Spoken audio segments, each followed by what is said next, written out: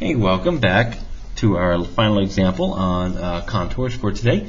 The graph below here shows the monthly payment we would make on a 5-year car loan in terms of loan amount and interest rate.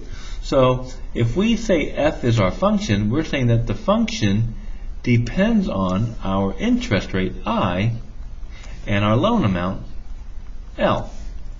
So suppose we're going to borrow $5,000 at a rate of 7%. So our x-axis is our interest rate and our y-axis is the amount that we are going to borrow. Now if you ever buy a car for $5,000 nowadays, good luck with those. That's like when I was in first year teaching, so let's have some fun with this. Alright, so we want to know what our monthly payment would be. Now remember, the function here, the contours represent the function itself, the loan amount. Remember, this contour has actually 3 variables attached to it. You have the interest rate on the x-axis, you have the loan amount on the y-axis, and you have the contours themselves, which represents the value of the function. So what we're going to do is we're going to borrow $5,000 at a terrible interest rate of 7% for 5 years. So we are going to say our function is an interest rate of 7 and a loan amount of $5,000. And we want to find out how much we're going to pay for that. Well, it's simple. It's just very simple, just using finding the value. So at 7% at $5,000, here we are, it looks like we're going to pay monthly $100, which is awesome, by the way. If you have a monthly car payment of $100. Right. Part B says make a table and to find out how much you can borrow without increasing your monthly payment. We're not going to worry about that. That's pretty nasty right there. But instead, what I want to find out is how does interest rate at this point affect? How does our loan rate affect? So let's find out how the interest rate, just the interest rate, affects our function.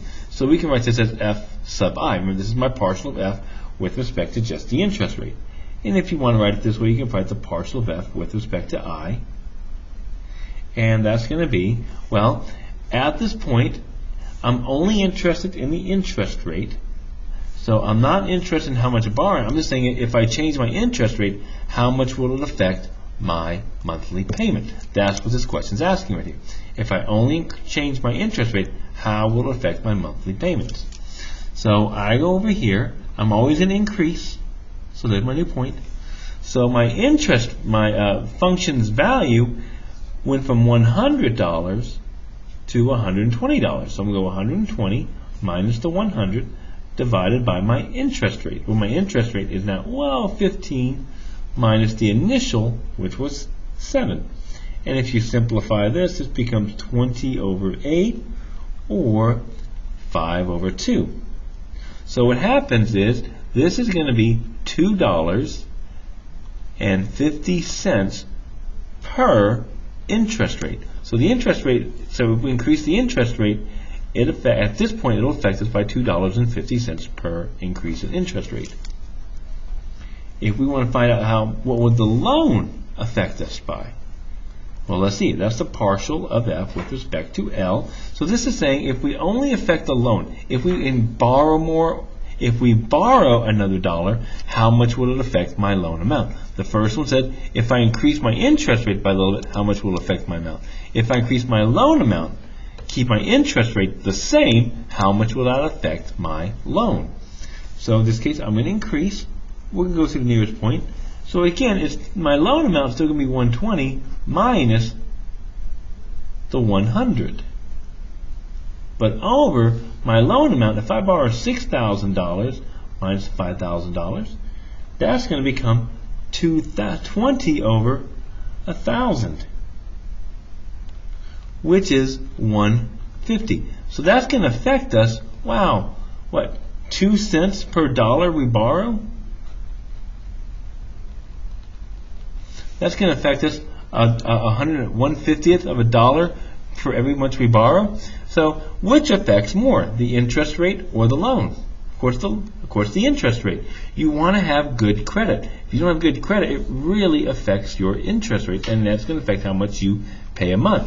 You can always borrow more. Matter of fact, sometimes they'll say, throw this throw this into your car. Why don't you have this?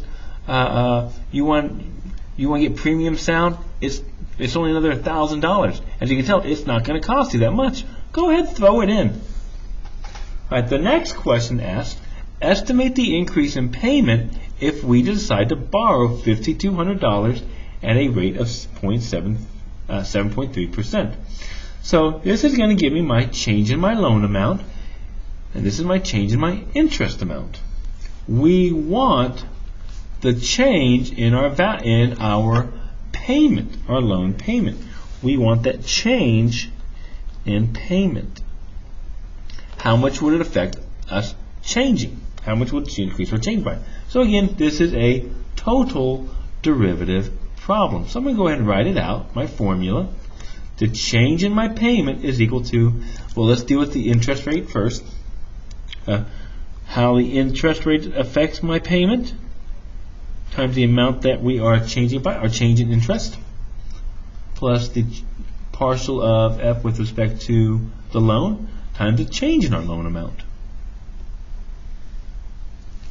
This is our function right here, and I can just plug everything in.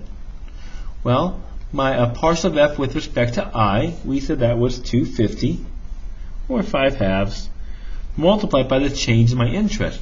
Well, my interest rate was at 7%, now it is 7.3, so my interest change is 0.3, plus the change in my loan with respect to my slope. Remember, this is my slope.